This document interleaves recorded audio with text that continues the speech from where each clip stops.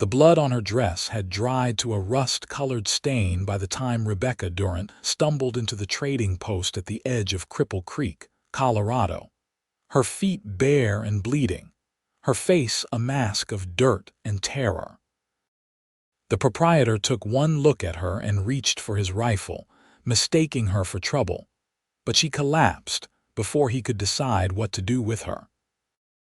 When she came to, she was lying on a cot in the back room, and the biggest man she had ever seen was sitting in a chair beside her, his massive frame making the furniture look like it belonged in a dollhouse.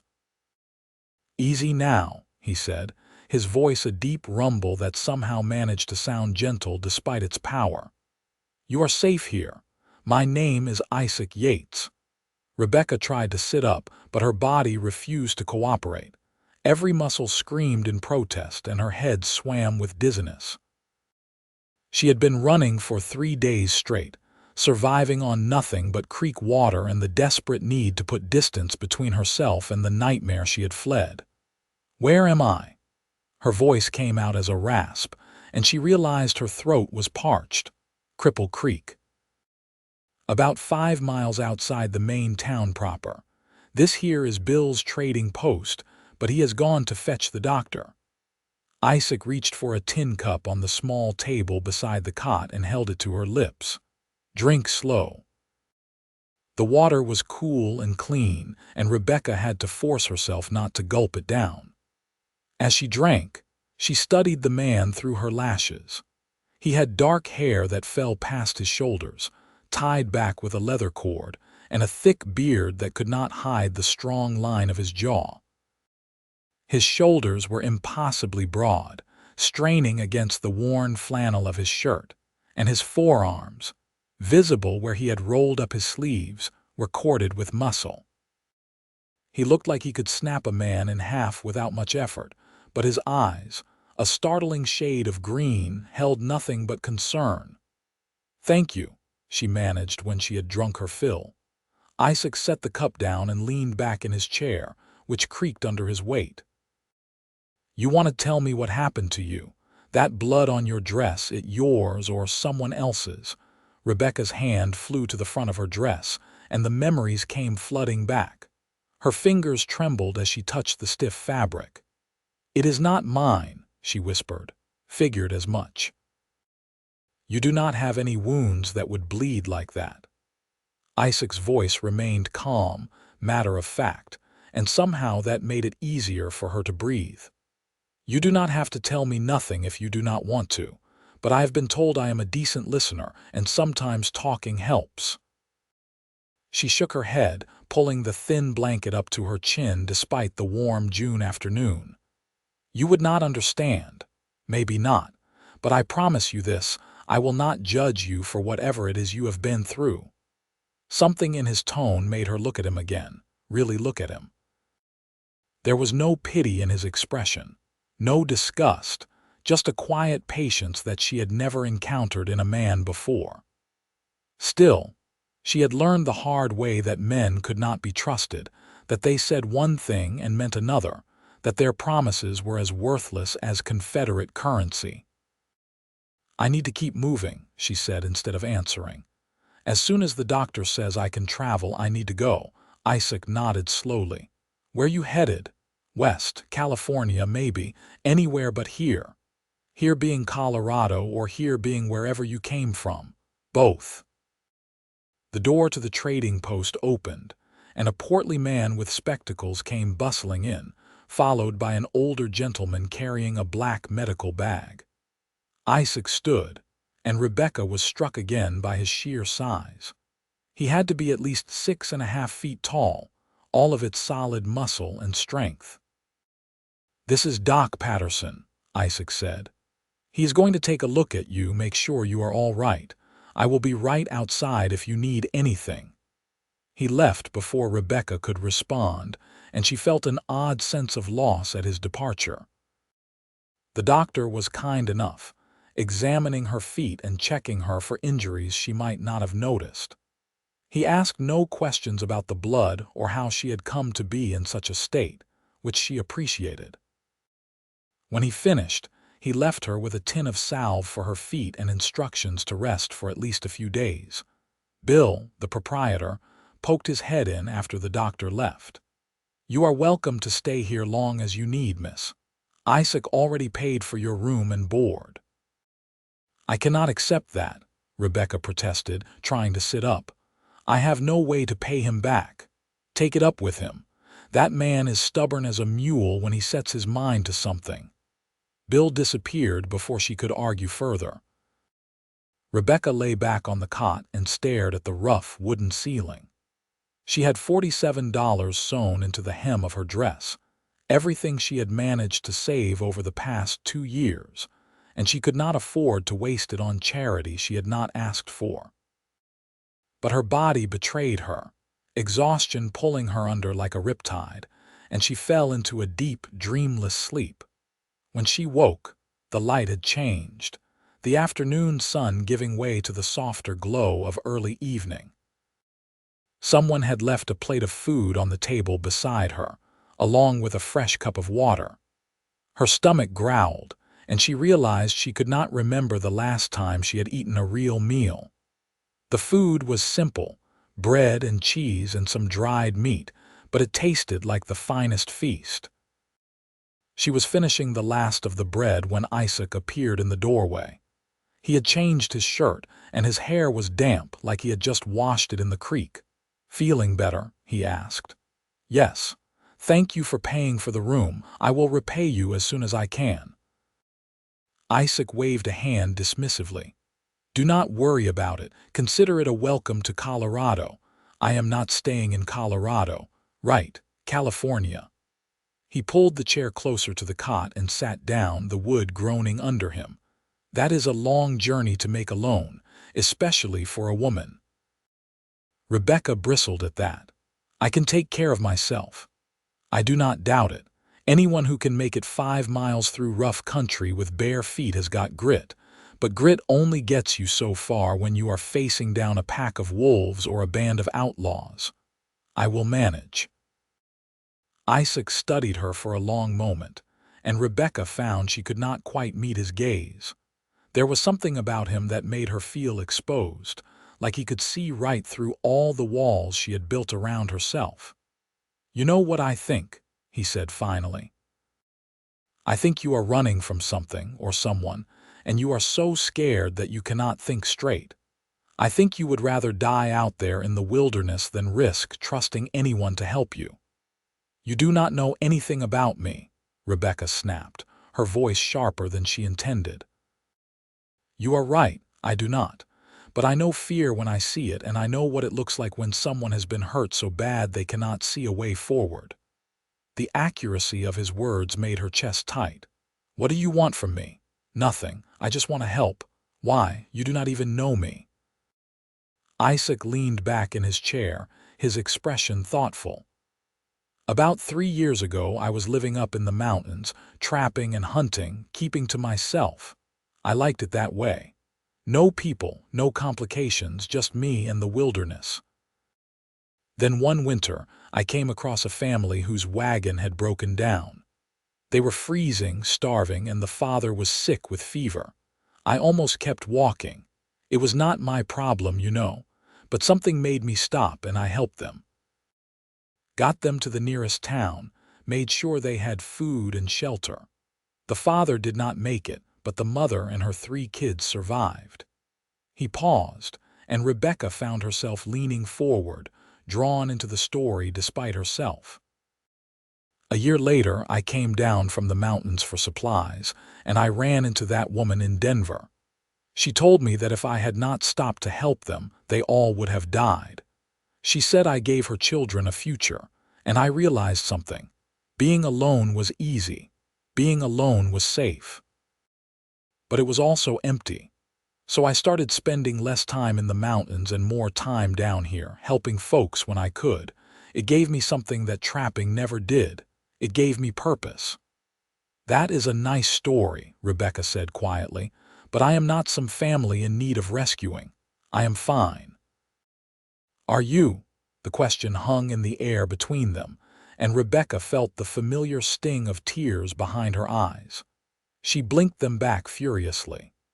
She had cried enough tears to last a lifetime, and she was not about to start again, especially not in front of this stranger. "I am tired," she said, turning her face to the wall. "I would like to rest now." Isaac stood, and she heard the scrape of the chair as he pushed it back. "All right, but I will be around if you change your mind about talking. Sometimes it helps to get things out, especially the things that hurt the most." He left, closing the door softly behind him, and Rebecca pulled the blanket over her head. She told herself she would leave in the morning, that she would slip out before anyone could stop her and continue west on her own. But even as she made the plan, she knew it was foolish. Her feet were torn to shreds. She had no supplies, and she had no idea how to survive in the wild country that stretched between Colorado and California. She fell asleep trying to convince herself she did not need help from anyone, especially not from a mountain man with kind eyes and a gentle voice. The next morning, Rebecca woke to the sound of voices outside her door. She dressed quickly, wincing as she pulled on the clean dress someone had left folded at the foot of her cot. It was plain cotton, a bit too big, but infinitely better than the blood-stained thing she had arrived in. Her feet protested when she stood, but the salve had done its work and the pain was bearable. When she emerged from the back room, she found Isaac standing at the counter, talking to Bill. He turned when he heard her, and something in his expression made her pulse quicken. "Morning," he said. "How are the feet?" "Better, thank you for the dress." "That was Bill's wife's doing. She figured you might want something clean." Rebecca nodded to Bill. "Please tell her I appreciate it." "I will do that, miss." Bill busied himself with arranging jars on the shelf behind the counter, and Rebecca got the distinct impression he was trying to give them privacy. Isaac gestured to the door. "Want to take a walk? I promise to go slow." Rebecca wanted to say no, to maintain the distance between them, but something about the morning light streaming through the windows and the genuine warmth in Isaac's voice made her nod. They stepped outside into a day that was already growing warm, the Colorado sun bright in a cloudless sky. The trading post sat at the edge of a small clearing, surrounded by tall pines that swayed gently in the breeze. In the distance, Rebecca could see the mountains rising up, their peaks still capped with snow despite the summer heat. It was beautiful in a way that made her chest ache. Isaac walked slowly beside her, his long strides shortened to match her tentative steps. They did not speak for a while, just moved through the morning quiet, the only sounds the crunch of their boots on the dirt path and the occasional call of a bird. Finally, Isaac broke the silence. "I have been thinking about what I said yesterday about you running from something. I want to apologize. It was not my place to make assumptions." Rebecca glanced at him, surprised. "You were not wrong. Maybe not, but I should not have pushed. You will talk about it if and when you are ready, and not before." They walked a bit further, and Rebecca felt the weight of her secrets pressing down on her like a physical thing. For 2 years, she had carried them alone, had let them eat away at her until she felt hollow inside. Maybe Isaac was right. Maybe talking would help. His name was Nathaniel, she heard herself say, the words tumbling out before she could stop them. "Nathaniel Michaels. We were married for 3 years. Isaac did not respond, just kept walking, his presence steady beside her. Somehow that made it easier to continue. "I met him in St. Louis, back in 1873. I was 18, working as a seamstress in a dress shop. He came in to order a shirt, and he was so charming, so attentive. He made me feel like I was the most important person in the world." Rebecca's voice was flat, emotionless, as if she were recounting something that had happened to someone else. "We married 3 months later. Everyone said it was too fast, but I did not listen. I thought I was in love." She paused, her feet finding a rhythm on the path. Isaac remained silent, giving her the space to continue at her own pace. At first, everything was perfect. He was kind and generous, always bringing me little gifts, telling me how beautiful I was. But then, about 6 months in, things started to change. He would get angry over small things, like if dinner was not ready when he got home, or if I spoke to another man at church. He never hit me, not at first, but he would yell and break things and make me feel like I was worthless. Rebecca's hands clenched into fists at her sides, her nails digging into her palms. It got worse over time. He started drinking more, gambling away money we did not have, and when he lost, he would come home and take it out on me. He said I was the reason he was so unhappy, that if I were a better wife, he would not have to drink, would not have to gamble. They reached a fallen log at the edge of the clearing, and Isaac gestured for her to sit. Rebecca did, grateful for the chance to rest her aching feet. He sat beside her, close enough that she could feel the warmth radiating from him, but not so close that she felt crowded. I tried to leave once, Rebecca continued, staring at her hands. About a year into the marriage. I packed a bag and waited until he was at work, then I went to my mother's house. But Nathaniel came after me. He was so apologetic, crying and begging me to come back, promising he would change. My mother told me that marriage was sacred, that I had made vows before God, and I needed to honor them. So I went back. Isaac made a low sound in his throat, something between a growl and a sigh, but he did not interrupt. Things were better for a little while, maybe a month. Then it started again, worse than before. He started hitting me, not where anyone could see. Always my stomach, my back, places my clothes would cover. I learned to be invisible, to anticipate his moods, to do everything I could to keep him calm. But it was never enough. There was always something I did wrong, some reason for him to hurt me. Rebecca's voice cracked and she took a shaky breath. 2 years. That is how long I lived like that. 2 years of walking on eggshells, of flinching every time I heard his footsteps, of believing I deserved it because that is what he told me every single day. She looked up at Isaac then, expecting to see disgust or pity or judgment. Instead, his expression was carefully neutral, but his hands were clenched so tightly on his knees that his knuckles had gone white. 3 days ago, Nathaniel came home drunk, drunker than I had ever seen him. He had lost big at cards, apparently, and owed money to some dangerous men. He started yelling at me, blaming me, saying if I had been a real woman, he would not need to seek comfort in cards and whiskey.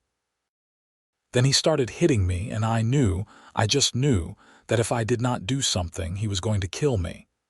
Rebecca's voice dropped to barely above a whisper. There was a knife on the table. We had been eating dinner before he came home, and I had not had a chance to clean up. I grabbed it. I did not even think, I just grabbed it and I swung, trying to get him away from me. It caught him in the side, right below his ribs. She could still see it in her mind, crystal clear. The shock on Nathaniel's face, the way he stumbled back, his hand going to his side. The blood, so much blood, spreading across his shirt in a dark stain. He fell, Rebecca continued, her voice barely audible now. He just fell, and he did not get back up.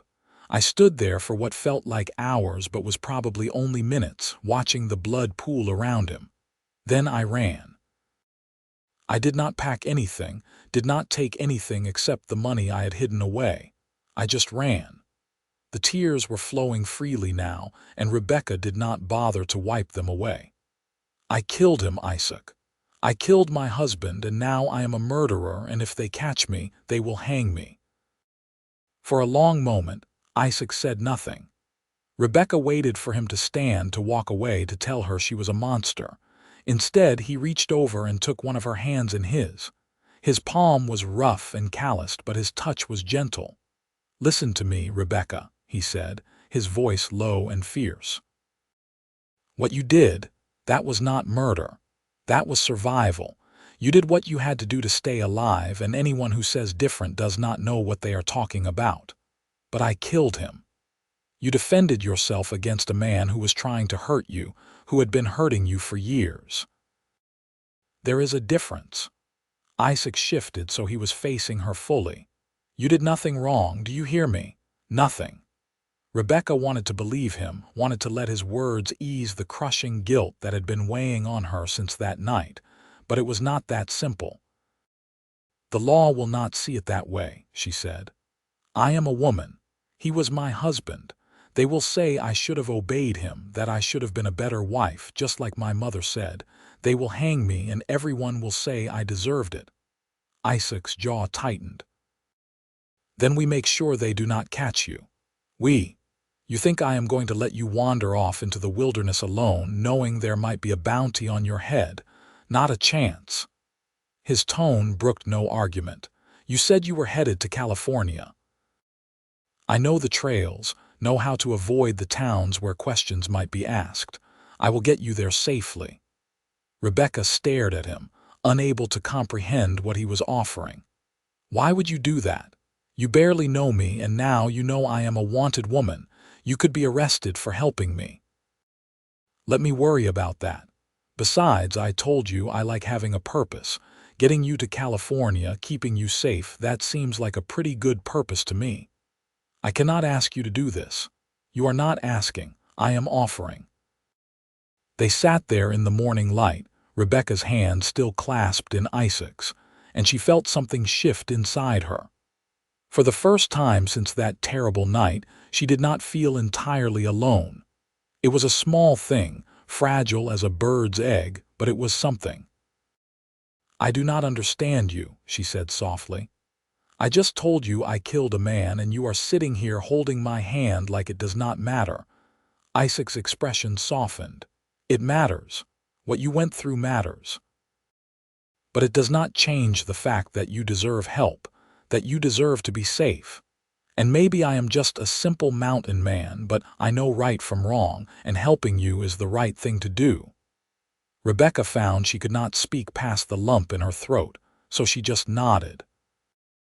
They sat together on that fallen log for a long time, neither speaking, just existing in each other's presence as the sun climbed higher in the sky and the day grew warm around them.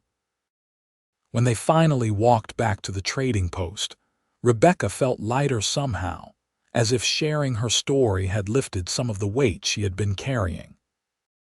Isaac had listened without judgment, exactly as he had promised, and that simple act of compassion meant more to her than he could possibly know. Over the next 2 days, Isaac prepared for their journey west.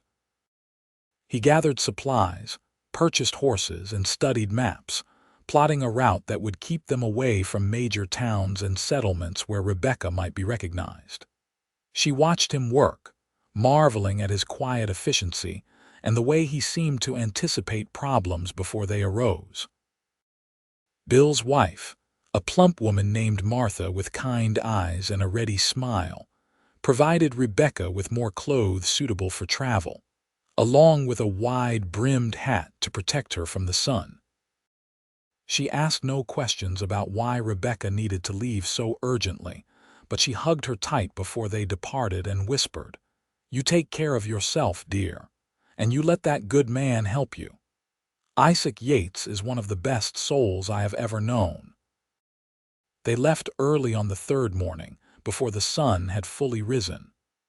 Isaac led the way on a large bay gelding, while Rebecca followed on a smaller mare with a sweet temperament. The trading post disappeared behind them as they entered the forest, and Rebecca felt her anxiety spike. She was trusting this man, this near stranger, with her life. But as the miles passed and the morning stretched into afternoon, her anxiety began to ease. Isaac was a skilled rider and an even better guide, navigating the narrow mountain trails with the confidence of someone who had spent years in the wilderness. He pointed out landmarks, taught her how to read the signs of wildlife, and kept up a steady stream of conversation that distracted her from her worries.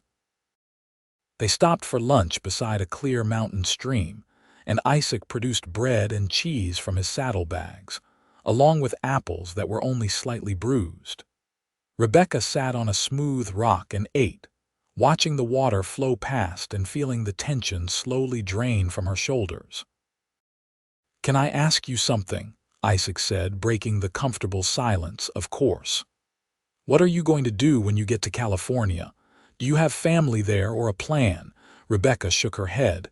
"No family. My parents are both gone and I was an only child. As for a plan, I suppose I will find work as a seamstress again. I am good with a needle, and there must be plenty of folks in California who need clothes mended or made. That is a good skill to have." Isaac tossed his apple core into the stream and watched it get swept away by the current. "California is a big place. Any particular area you are thinking of? Somewhere small and quiet where nobody knows me and I can start fresh. Maybe near the coast. I have never seen the ocean." "It is something, the ocean. I went once years ago and I will never forget it. All that water stretching out forever, the sound of the waves, the smell of salt in the air. You will like it." They continued their journey, moving steadily west through the mountains. The days took on a rhythm. Rise with the sun, ride until midday, stop for lunch and to rest the horses, then ride until early evening when they would make camp for the night. Isaac was an excellent camp companion, skilled at building fires and cooking simple but satisfying meals over the flames. He was also, Rebecca discovered, a surprisingly good storyteller. As they sat by the fire on their third night on the trail, Isaac told her about his childhood in Missouri, the son of a farmer who had dreamed of something bigger than rows of corn and wheat. "I was never cut out for farming," he said, poking at the fire with a stick. "Too restless. My father used to say I had ants in my pants because I could not sit still for more than 5 minutes. When I turned 16, I headed west, figured I would make my fortune in the gold fields. Spent 2 years breaking my back in mines and streams, and you know what I found?" "What?" "Nothing. Not a single nugget, but I did find something else. I found that I loved being in the mountains, loved the freedom and the solitude. So I became a trapper, then a guide, then just a man who lived in the wilderness and came down to civilization when I needed supplies." "Do you miss it?" Rebecca asked. "The mountains, I mean, being alone." Isaac considered the question. "Sometimes. There is a peace up there that you cannot find anywhere else. But there is a loneliness too, one that eats at you after a while. I think maybe I was using the solitude to avoid dealing with things, you know. It is easier to be alone than to risk getting hurt by people." Rebecca understood that better than he knew. "What made you change your mind?" "That family I told you about. Seeing those kids, how they looked at me like I was some kind of hero just for doing the decent thing. It made me realize I had been wasting my life.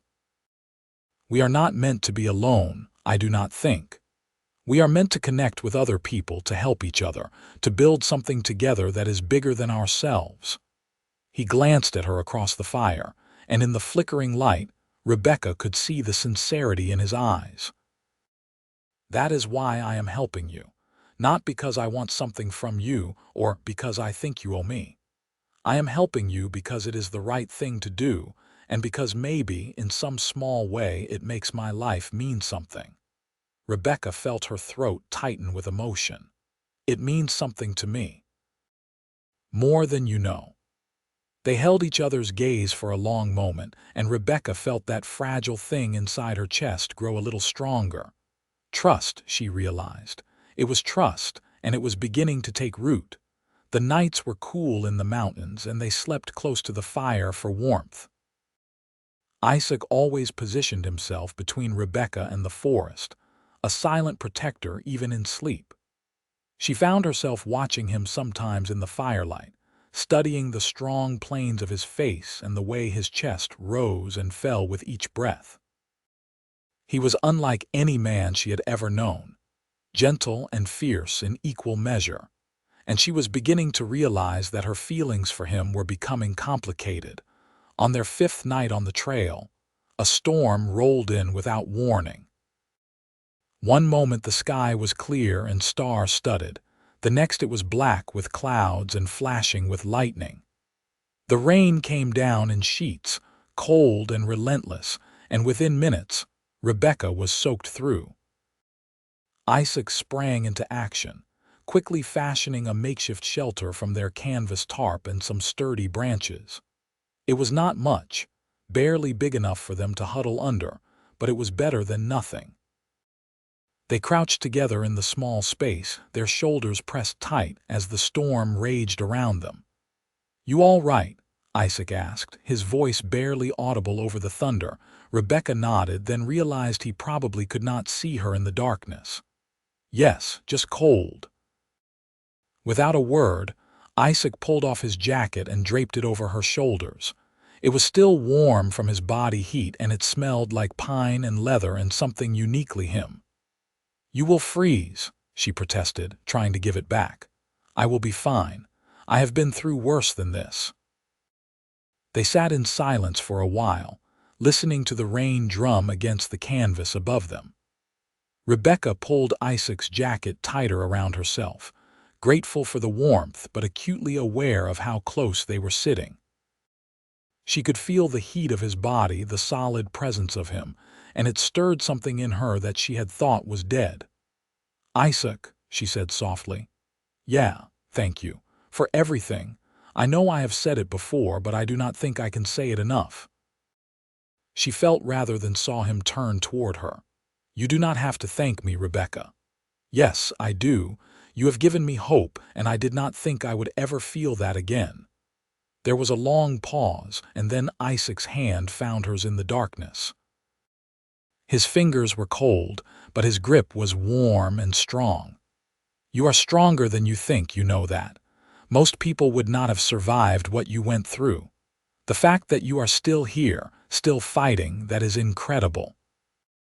Rebecca felt tears prick her eyes for what felt like the 100th time since meeting this man. "I do not feel strong. I feel broken." "You are not broken. Hurt, maybe, scarred, but not broken. And even if you were, broken things can be mended. They might not look the same as they did before, but they can still be beautiful." His words settled over her like a balm, and Rebecca found herself leaning into him, resting her head on his shoulder. Isaac stiffened for just a moment, then relaxed, his arm coming around her shoulders to hold her close. They sat like that for the rest of the storm, two people seeking comfort and warmth in each other's presence, and Rebecca felt something shift between them, something profound and life-changing. The storm passed before dawn, leaving the world washed clean and smelling of rain and earth. They broke camp in silence, both of them exhausted from the long night, but there was a new awareness between them now, a connection that had not been there before. As they rode through the mountains that day, Rebecca found herself stealing glances at Isaac, admiring the way he sat his horse with such easy grace despite his size, the way his hair caught the sunlight, the strength in his hands as he held the reins. She was falling for him, she realized with a start. Falling for the mountain man who had listened to her story without judgment and who had given her hope when she thought she had none left. The realization terrified her. She had sworn she would never trust another man, never let anyone get close enough to hurt her again. But Isaac was different. He was patient and kind and strong, and he made her feel safe in a way she had never felt before. They traveled for 2 more weeks, moving steadily west through the mountains and into the high desert of Utah. The landscape changed around them, the lush green of the Colorado forests giving way to red rock canyons and endless sky. It was beautiful in a stark, harsh way, and Rebecca found herself falling in love with the raw wildness of it. Isaac continued to teach her wilderness skills, showing her how to track game, how to find water in the desert, how to read the weather from the clouds. He was patient with her mistakes and generous with his praise, and Rebecca soaked up the knowledge like a plant starved for water. They talked for hours each day, sharing stories of their pasts and their dreams for the future. Isaac told her about the places he had been, the people he had met, the beauty and danger of life in the wild. Rebecca, in turn, found herself opening up about her childhood, her love of sewing, the books she had read, and the places she had always wanted to see. "I always wanted to go to San Francisco," she admitted one evening as they made camp in a small canyon. "I read about it in a magazine once, about how it is this beautiful city by the bay, full of culture and life. It seemed so far away, like a dream." "It is not as far as you think," Isaac said, setting up their tent. "Another few weeks and we will be in California. San Francisco is just a bit north from there." Rebecca's heart skipped. "You think I could actually go there?" "Why not? You said you wanted to start fresh somewhere." "San Francisco would be perfect for that. Big enough to disappear in, but with plenty of opportunities for a skilled seamstress." The idea took root in Rebecca's mind, and for the first time since fleeing St. Louis, she allowed herself to imagine a real future. A little shop, maybe, with her name on the sign. A small apartment above it where she could watch the fog roll in over the bay. A life of her own making, free from fear and pain. "What about you?" she asked. "Where will you go once you have delivered me safely to California?" Isaac was quiet for a long moment, his hands stilling on the tent rope. "I had not thought that far ahead.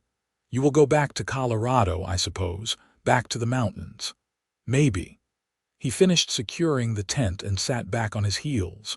"Or maybe I will stick around California for a while. I hear they have mountains there too." Rebecca's pulse quickened, but she forced herself to keep her voice casual. "That would be nice. It would be good to have a friend nearby." "Yeah, a friend." Something in Isaac's tone made her look up, and their eyes met across the campfire.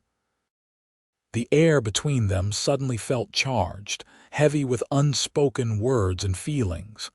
Isaac cleared his throat and looked away. "I should check on the horses." He disappeared into the gathering darkness, and Rebecca sat by the fire, her heart racing. She was not imagining it. There was something between them, something real and powerful and terrifying. The question was, what were they going to do about it? That night, as they lay in their separate bedrolls on opposite sides of the small tent, Rebecca found she could not sleep. She could hear Isaac's breathing, slow and steady, and she wondered if he was really asleep or just pretending like she was. "Isaac," she whispered into the darkness. "Yeah, so he was awake. Can I ask you something, always?" Rebecca took a deep breath. "Why have you never married?" "A man like you, good and strong and kind, I would think women would be lining up." There was a long silence, and Rebecca wondered if she had overstepped. Then Isaac spoke, his voice low and thoughtful. "I came close once. About 5 years ago, I was living in Denver for a bit, working as a guide for hunting parties. There was a woman, Sarah, who worked at the hotel where I stayed. She was pretty and smart, and she seemed to like me well enough. We courted for a few months, and I even thought about proposing." "What happened?" "She told me she could not marry a man who was gone half the year in the mountains. She wanted a husband who would come home every night, who would give her a nice house and a stable life. And I realized I could not give her that. I was not willing to give up the wilderness, and she was not willing to wait for me to come back from it.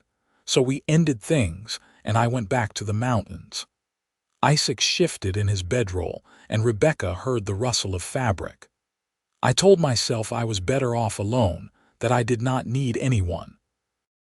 But I think the truth is I was just scared.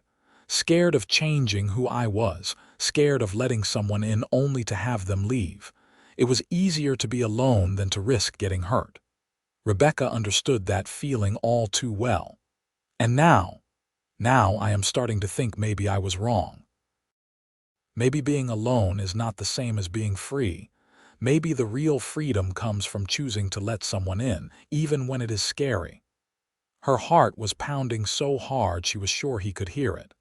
Isaac, you do not have to say anything, he interrupted gently. I just wanted you to know. I wanted to be honest with you. Rebecca closed her eyes, her emotions a tangled mess. She wanted to tell him that she felt the same way, that over these weeks on the trail, he had become more than just her protector, more than just a friend. But the words stuck in her throat, held back by fear and old wounds that had not yet healed. "Good night, Rebecca," Isaac said softly when she did not respond. "Good night," she whispered back. But sleep was a long time coming, and when it finally arrived, it was full of dreams of a life she was not sure she deserved. They crossed into California 2 weeks later, and the landscape changed once again. The desert gave way to rolling hills covered in golden grass, and the air grew softer, tinged with the scent of the ocean even though they were still miles from the coast. Rebecca felt a surge of excitement mixed with anxiety. She was so close to her goal, so close to the new life she had been dreaming of.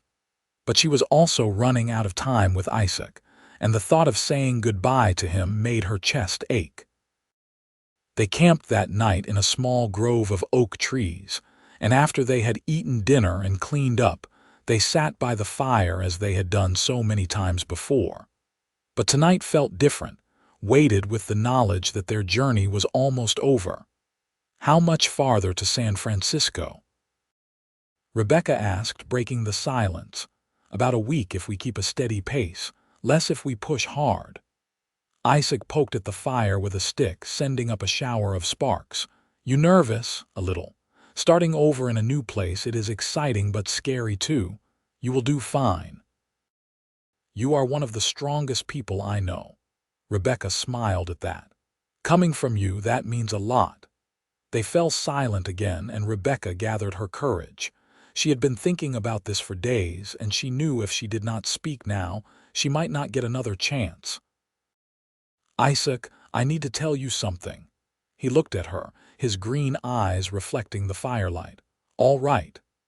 These weeks with you on this journey, they have meant more to me than I can properly express.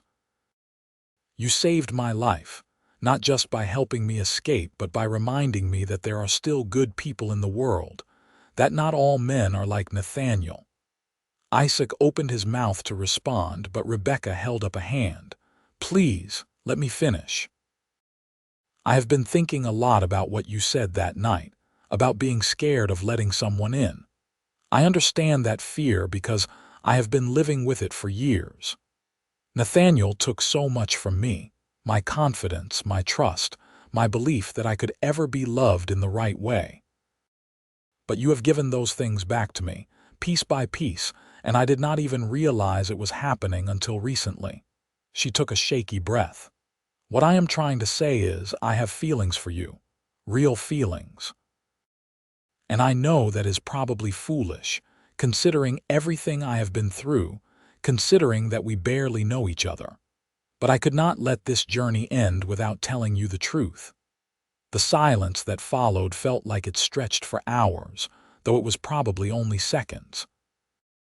Isaac stared at her, his expression unreadable, and Rebecca felt her courage start to crumble. Maybe she had been wrong. Maybe she had misread everything between them. Then Isaac stood and crossed to where she sat, kneeling in front of her so they were at eye level. He took both her hands in his, and his touch was warm and steady. Rebecca, I have been falling for you since the moment you told me your story and trusted me with your pain. Every day we spend together, I fall a little more. You are brave and strong and beautiful, and you make me want to be a better man. He brought one of her hands to his lips and kissed her knuckles gently. I know you have been hurt, and I know you have every reason to be scared. But I promise you this, I will never hurt you the way he did. I will spend every day earning your trust and showing you what real love looks like. Rebecca felt tears streaming down her face, but for once they were tears of joy. "You really mean that?" "I do. I love you, Rebecca Durant, and if you will have me, I want to build a life with you in California. Not because you need me to protect you, but because I cannot imagine my life without you in it." She launched herself at him, wrapping her arms around his neck and holding on tight. Isaac caught her easily, his strong arms coming around her, and for the first time in longer than she could remember, Rebecca felt completely safe. "I love you too," she whispered against his shoulder. "I did not think I could ever feel this way again, but I do. I love you." Isaac pulled back just enough to look at her face, his hand coming up to cup her cheek. "Can I kiss you?" Rebecca nodded, her heart in her throat, and Isaac leaned in slowly, giving her every chance to change her mind. When his lips met hers, it was gentle and sweet, nothing like the rough, demanding kisses Nathaniel had forced on her. This was a question and an answer, a promise and a beginning, and Rebecca felt something inside her finally heal. They kissed by the firelight, two broken people finding wholeness in each other, and when they finally broke apart, both were smiling. "So," Isaac said, his forehead resting against hers, "how do you feel about the idea of a partner in your seamstress business?" "I am not much good with a needle, but I am pretty handy with repairs and building things. We could be a team." Rebecca laughed, the sound bubbling up from deep inside her. "Are you proposing a business partnership or something more? How about both?" "We can take things as slow as you need, but I want you to know I am all in. This is not temporary for me." "It is not temporary for me either." Rebecca kissed him again, brief and sweet. "A partnership sounds perfect." They reached San Francisco 8 days later, and Rebecca got her first glimpse of the ocean. Isaac had ridden ahead to scout the trail, and when he returned, his face was alight with excitement. "Come on," he said, extending his hand. "There is something you need to see." Rebecca took his hand and let him lead her up a small hill. When they reached the top, she gasped. Spread out before them was the city of San Francisco, its buildings clustered around the bay, and beyond that, stretching out to the horizon, was the Pacific Ocean. The water was a deep blue-green, sparkling in the afternoon sun, and Rebecca could hear the distant crash of waves against the shore. "It is beautiful," she breathed. "It is," Isaac agreed, but he was not looking at the ocean. He was looking at her. They found lodging at a small boarding house on the edge of the city, and Isaac used some of his savings to rent a small storefront on a busy street.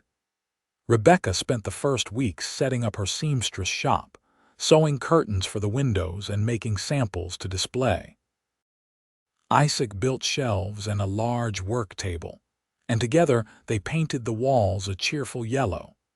The shop opened in October of 1876, and business was steady from the start. San Francisco was full of people who needed clothes made or mended, and Rebecca's skill with a needle quickly earned her a reputation. Isaac found work as a guide for wealthy men who wanted to hunt in the nearby mountains, but he was always careful to come home to Rebecca at the end of each trip. They were married in the spring of 1877, a small ceremony with just a few friends they had made in the city. Rebecca wore a dress she had made herself, ivory silk with delicate lace at the collar, and Isaac wore a new suit that made him look uncomfortable but handsome. When the preacher pronounced them husband and wife, Isaac kissed her with such tenderness that Rebecca forgot to be scared. Their life together was not perfect. Rebecca still had nightmares sometimes, waking in the middle of the night with her heart racing and her skin cold with sweat. But Isaac was always there, holding her and reminding her that she was safe, that Nathaniel could never hurt her again. Slowly, over months and then years, the nightmares came less frequently, and Rebecca found herself able to trust fully in the love Isaac offered her.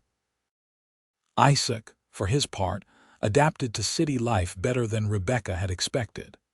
He still took trips into the mountains, but they were shorter now, and he always returned to her with stories and wildflowers he had picked along the trail. He was patient and kind, and everything Nathaniel had not been, and Rebecca fell more in love with him with each passing day. In the spring of 1878, Rebecca discovered she was pregnant. The news filled her with a complicated mix of joy and fear. She had never imagined herself as a mother, had never thought she would have the chance after everything that had happened. But Isaac was over the moon, already making plans for how they would expand their living quarters above the shop to make room for a nursery. "What if I am not good at it?"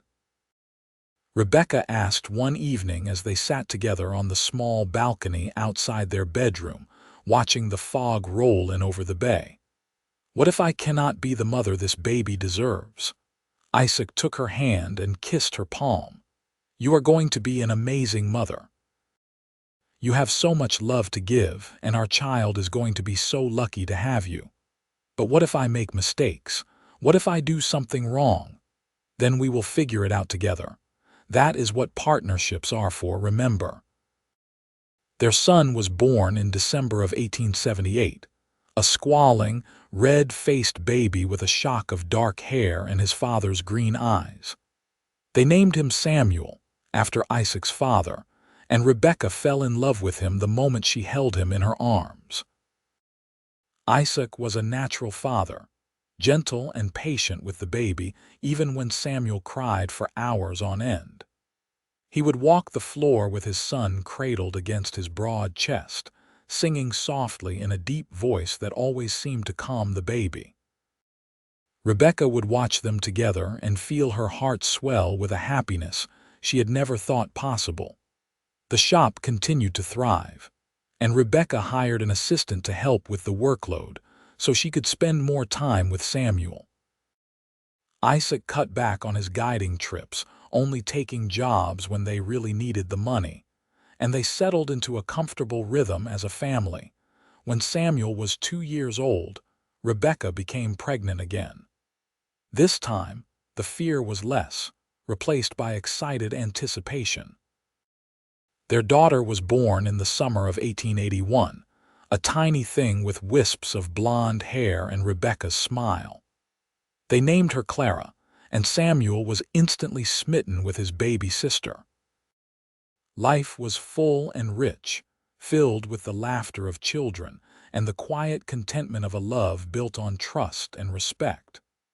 Rebecca's shop had become one of the most popular in the city, and Isaac had built a reputation as one of the finest guides in California.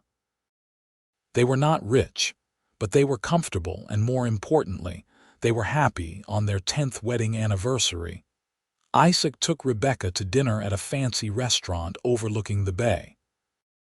It was rare for them to have an evening alone, and Rebecca savored every moment, from the excellent food to the way the candlelight played across Isaac's face. "Do you ever regret it?" Isaac asked over dessert. "Leaving Colorado, coming here, building this life?" Rebecca reached across the table and took his hand. "Not for a single moment. You gave me a second chance at life, Isaac. You showed me what real love looks like, and you have been showing me every day since. How could I ever regret that?" "I am the lucky one," Isaac said. "You took a chance on a rough mountain man, and you have made me happier than I ever thought I could be." They kissed across the table, uncaring of the other diners, and Rebecca felt the same flutter in her chest that she had felt that night by the campfire so many years ago. As they walked home through the lamplit streets of San Francisco, arm in arm, Rebecca thought about the terrified woman who had stumbled into that trading post in Cripple Creek. She thought about the long journey west, the nights spent under the stars, the moment she had decided to trust Isaac with her story.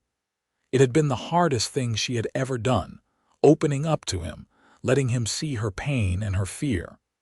But it had also been the best decision of her life. Because Isaac had not judged her. He had listened, and he had understood, and he had loved her anyway. Samuel was 8 and Clara was 6 when a letter arrived from Missouri. It was from a lawyer, informing Rebecca that Nathaniel's death had been ruled self-defense after a witness had come forward, a neighbor who had heard the fight and had seen the bruises Nathaniel had left on Rebecca over the years. There was no warrant for her arrest, no need to keep hiding. She was free. Rebecca read the letter 3 times, tears streaming down her face.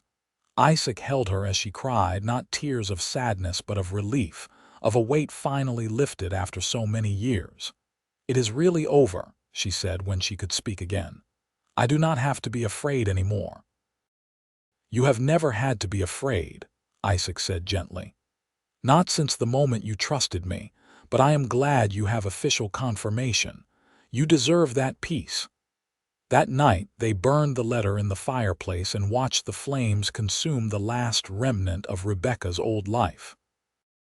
And then they went to bed and held each other close, grateful for the present they had built and excited for the future that stretched before them. Samuel grew into a tall, strong young man with his father's build and his mother's kindness. He became a carpenter, building beautiful furniture that was sold in shops all over the city. Clara was clever and quick-witted, and she helped her mother run the seamstress shop, eventually taking it over when Rebecca decided to semi-retire. Isaac grew older but never lost his strength or his adventurous spirit. He still took trips into the mountains, though now he often brought Samuel or Clara along, teaching them the wilderness skills he had learned over a lifetime. Rebecca would watch them leave with a smile and welcome them home with open arms, secure in the knowledge that they would always return to her. On a warm evening in June of 1902, Rebecca and Isaac sat on the balcony of their home, now a larger house in a quieter part of the city. They were grandparents now, with 3 grandchildren between Samuel and Clara, and their lives were full of the chaos and joy that came with a growing family. "You remember that night by the campfire?" Rebecca asked, her head resting on Isaac's shoulder. "When I told you everything." Isaac's arm tightened around her. "Every word. You were so brave and you did not even know it." "I was terrified, but you made it safe to be scared. You listened and you did not judge and you gave me hope when I thought I had none left." "You gave me something too," Isaac said. "You gave me a reason to stop running, a reason to build a real life instead of just existing. You made me want to be better, to be the man you deserved." Rebecca turned to kiss him, a soft press of lips that still made her heart flutter even after all these years. "I love you, Isaac Yates." "Thank you for saving me." "I love you too, Rebecca Yates, and you saved me right back." They sat together as the sun set over San Francisco, painting the sky in shades of orange and pink and gold. Below them, the city hummed with life, but up here, it was just the 2 of them, 2 people who had found each other in the wilderness and had built something beautiful together. Rebecca thought about the girl she had been, broken and afraid, running from a nightmare with nothing but the clothes on her back and $47 sewn into her hem. She thought about the moment she had decided to trust, to open up, to let someone in despite all the reasons not to. That decision had changed everything. It had given her a life beyond her wildest dreams, a love that had healed her wounds and made her whole. And it had all started with a mountain man who had listened without judgment, who had seen her pain and had offered his hand, asking for nothing in return. As the stars began to appear in the darkening sky, Rebecca squeezed Isaac's hand and smiled. They had built something rare and precious, something worth all the fear and risk it had taken to find it. They had built a home, a family, a love that would last forever. And it all began that night, when she had found the courage to trust again.